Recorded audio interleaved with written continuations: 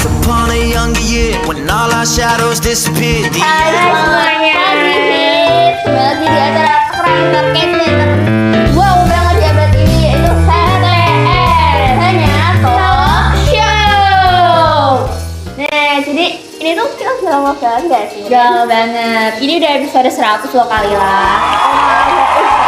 Kece abis ya sih program yang selalu ada menemani pemirsa setiap hari sampai episode 1.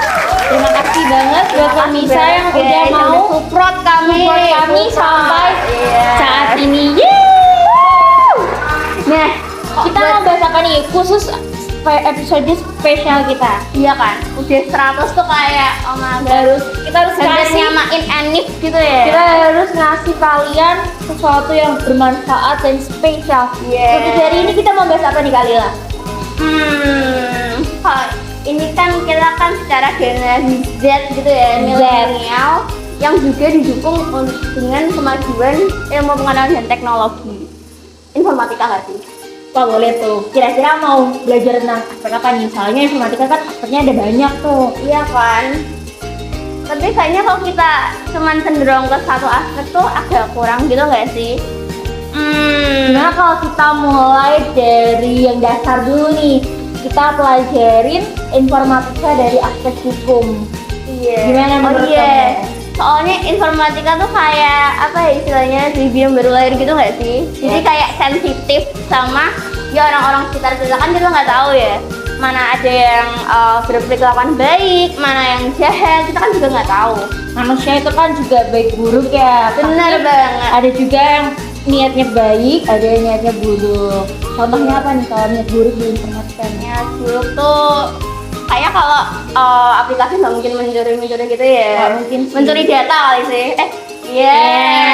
Gitu ya. Jadi buat pemirsa hati-hati kalau memberi data melalui ponsel atau alat elektronik apapun yang memerlukan data. Dan pastikan mereka memiliki hukum yang mengatakan bahwa kalian akan terjaga di aplikasi itu. Kalau tidak lebih baik jangan, atau mungkin data kalian bisa dipakai buat pinjol mungkin. Wah parah banget sih itu sih. Ya sih pinjol banyak banget ya guys. Nah tapi kok hukum nih, apalagi kok kita tuh males banget gak sih ya sebenarnya. Makanya itu kita butuh pakar dari semua apa ya aspek hukum informatika gitu kan. Betul. Jadi khusus episode 100 kali ini kita akan mempelajari informatika dari aspek hukum, dan kita akan memanggil narasumber yang paling kece dan terkenal. Kita sambut ini dia Kak Erin ya. Beri tepuk tangan.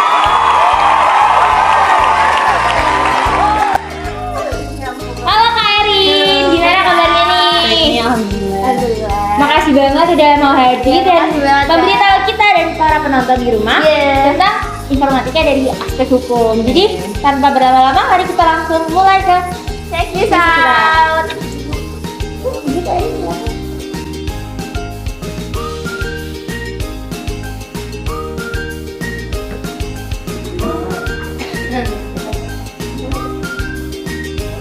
Ini kita udah duduk nih kayak mau foto keluarga nih ya guys.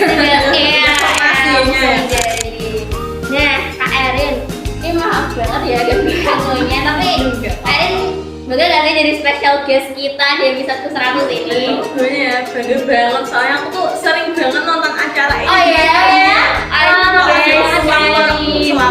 Ini guys, Kak Erin adalah salah satu penonton setia kita nih. Soalnya pengetahuan gitu loh. Iya kan, Kak. Makanya nih yang bukan nonton rajin-rajin mungkin kapan-kapan bisa kita undang di sini nggak sih? Rin? Betul banget. Nah, ini kita ada 7 topik nih ya Kak.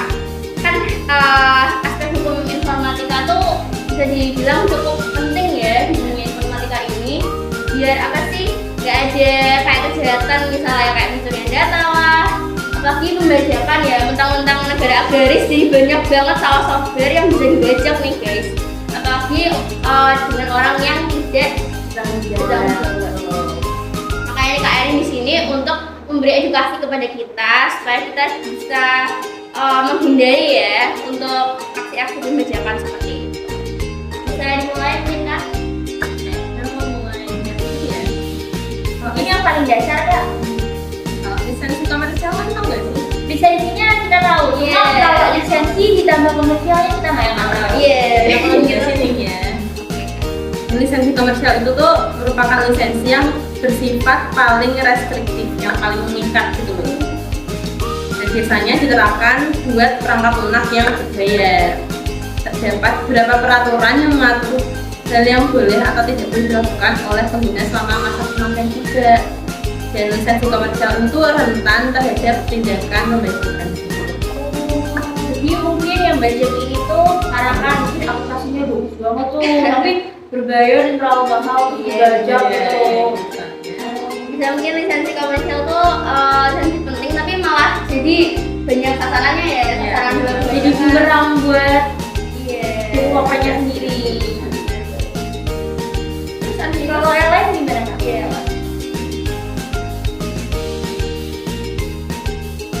Mungkin adiknya komersial kah? Mungkin ada cabang-cabangnya kali ya. Selain lisensi komersial itu juga ada lisensi gratis. Dan Oh, lisensi gratis. ini itu meskipun gratis, namun tetap ada batasan yang diatur juga dalam aplikasinya. Oke, namanya doang gratis tapi ada batasannya juga nih ya guys. Kan juga ada lisensi open source, lisensi domain public. Banget ya. Wow, kayaknya ada banyak ya di dashboardnya. Mungkin bisa mulai dari yang open source. Open source itu apa sih Kak? Apa sih Kak? Lisensi ini tuh merupakan lisensi yang memperbolehkan pengguna untuk tidak hanya menggunakan perangkat lunak tersebut, tetapi juga untuk melihat, mengubah, dan mendistribusikan kode sumber program yang digunakan untuk membuat perangkat lunak tersebut. Oh, berarti salah satu yang paling apa ya? Mungkin sulit disebutin ya. Iya. Karena ada aturan khususnya. Oh, seperti itu. Kalau yang domain public itu gimana Kak?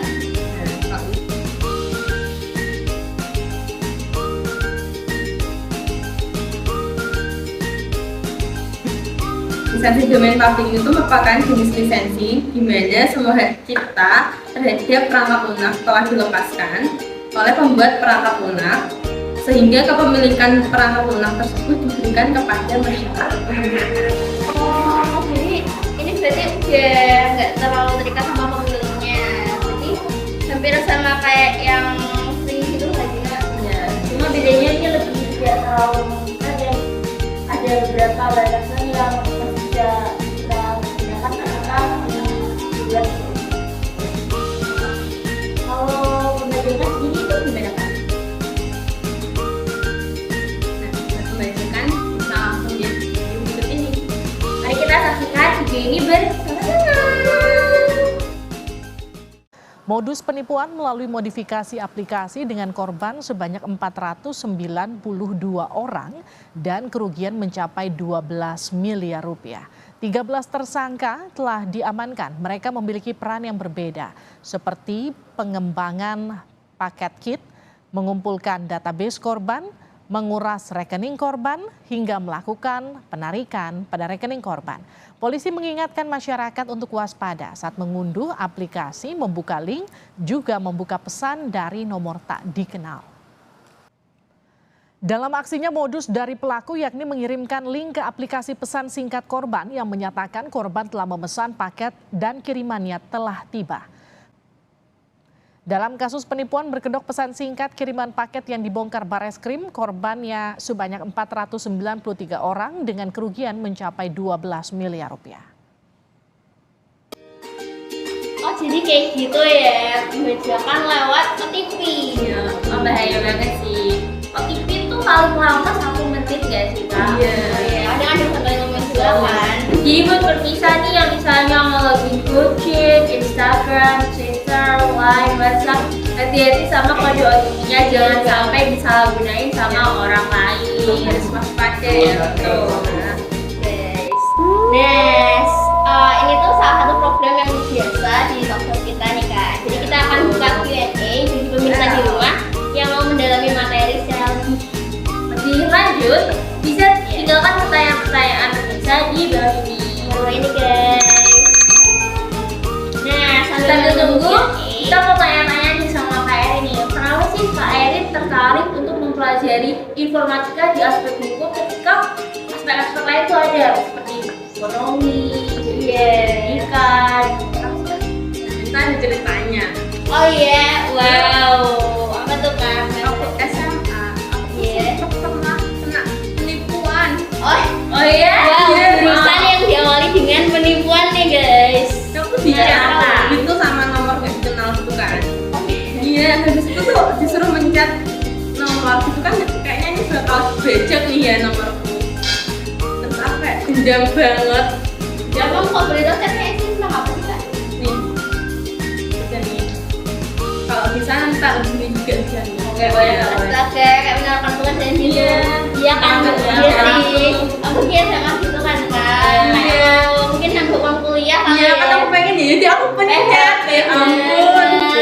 Enggak ya ampun, masih nggak tahu karena masih membacakan kayak gini tuh aku nggak tahu. Terus ya udah aku kan mempelajari gitu kan. Hasil karena pas itu juga lagi bingung-bingungnya nih milih jurusan buat kuliah tuh gitu. Jadi ya udah aku ambil jurusan informatika gitu ceritanya. Tepuk tangan dong guys, ya ampun. Jurusan yang diawali dari penipuan dan balas dendam. Jadi buat pemirsa hati-hati ya kalau misalnya dapat chat dari nomor yang gak dikenal, untuk klik nomornya atau mungkin yang lagi tren-tren sekarang ini paket untuk paket. iya, Paket atau undangan itu hati-hati, coba dipastikan apakah membeli paket, membeli sesuatu di online shop dan bisa hubungin ke mungkin pengirimnya itu barangnya sudah sampai atau dikonfirmasi dulu. Terus kalau buat undangan mungkin bisa tanya ke keluarga, teman terdekat siapa yang akan menikah. Ya, bener banget. Jadi tidak akan tertipu.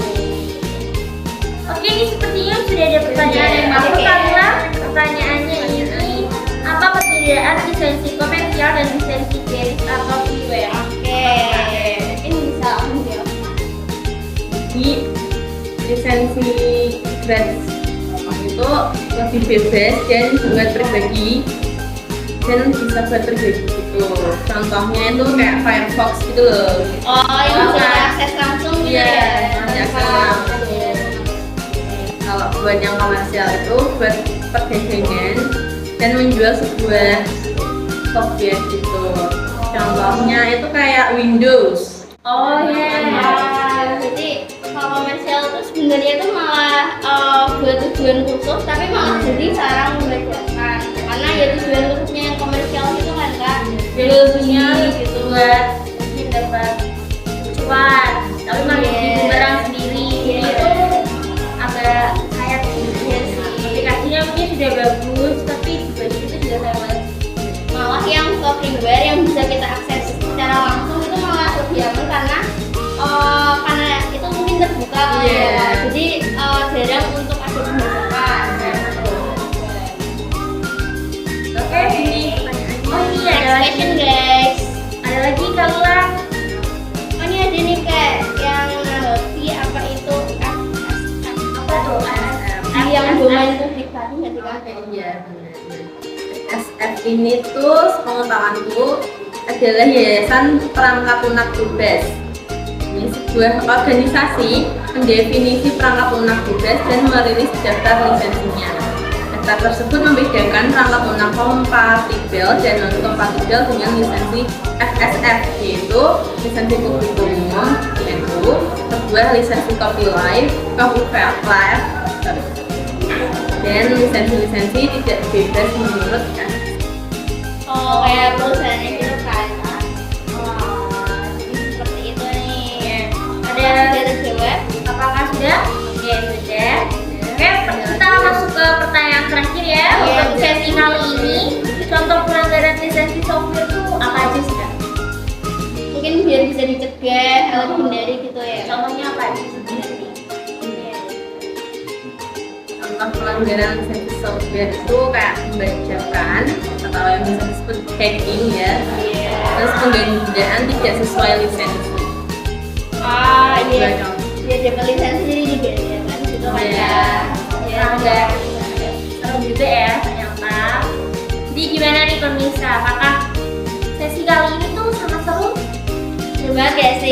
Kayak episode Udah 100 episode loh.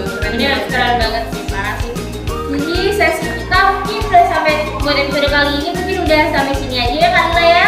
Kita ucapin terima kasih sama KRI yang udah mau ngisi kita. Terima kasih KRI. Mungkin ada kata kata untuk yang masih akan membacakan di luar sana.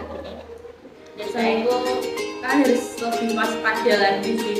Jadi kalau bisa walaupun kalian tuh belum tahu informatika kan juga harus tetap belajar apa sih itu pembajakan gitu biar kalian aman gitu dari pembajakan yang ada di dunia ini gitu. Benar banget guys. Maka dari itu buat para kids di rumah jangan lupa untuk selalu aware ya sama berbagai macam perangkat lunak yang kalian gunakan. Kita juga harus mengkritisi setiap tindakan yang kita ambil dalam melakukan transaksi jual beli apalagi menggunakan perangkat lunak tersebut.